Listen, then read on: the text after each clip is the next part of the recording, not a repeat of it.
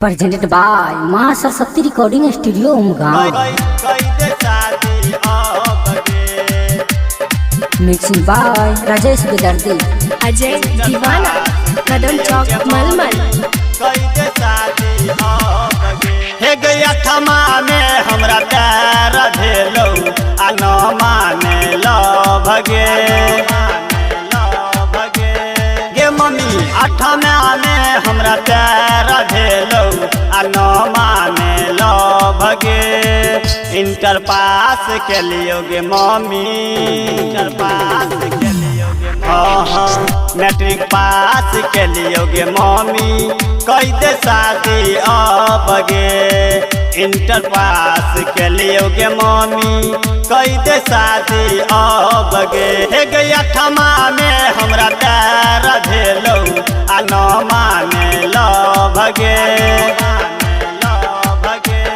गे मम्मी आठमा में हमरा प्यार भेलो आ न माने लो भगे।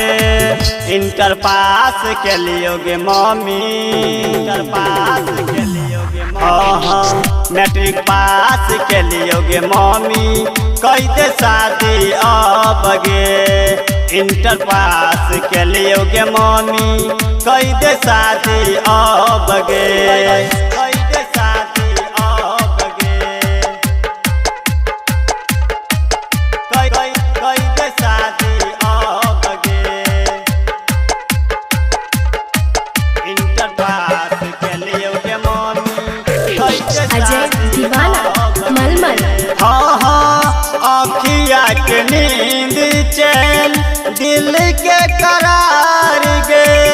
आँखिया के नींद चैन दिल के करार गे। हाँ गाँव वाली छौरी से भागल पैर गे, गाँव वाली छौरी से भागल पैर। हाँ गाँव वाली छौरी से भगेल तारी गे। पापा से कही के बात बना ले आ रहबौ नहीं हम गे, आ रहबौ नहीं हम गे। हाँ पापा से कही के बात मना ले आ रहबौ नहीं हम गे। इंटर पास के लियो गे मम्मी, गे मम्मी मैट्रिक पास के लियो गे मम्मी, कद शादी अब गे। इंटर पास के लियो गे मम्मी, कद शादी अब गे, कद शादी अब गे,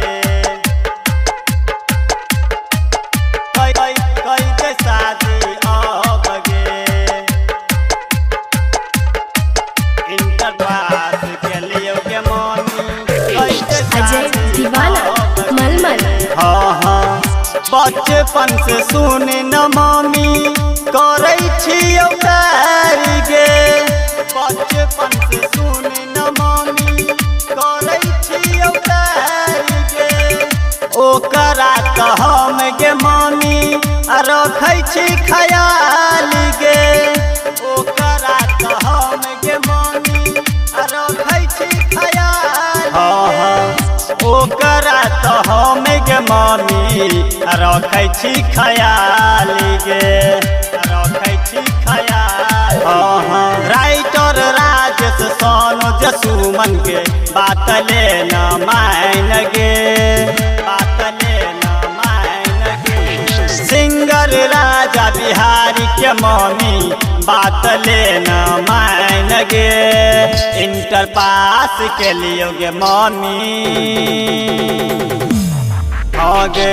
मैट्रिक पास के लियो गे मम्मी, कद शादी अब गे। इंटर पास के लियो गे मम्मी, कद शादी अब गे। presented by माँ सरस्वती रिकॉर्डिंग स्टूडियो उमगांव।